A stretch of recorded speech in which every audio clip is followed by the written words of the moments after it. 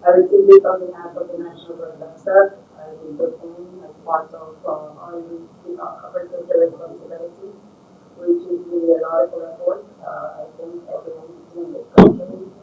The visit and donation of 15,000 loans by Orange Sierra Leone was in appreciation of the national broadcaster's role in supporting their company through advertisement and other programs in educating and informing the country. The visit was also to strengthen the existing relationship between the two entities.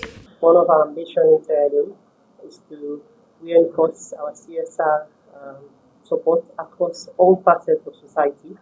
And that is why we're here today, in response to the unfortunate situation that your corporation faced. We're here to offer support and to also look for opportunities of partnership.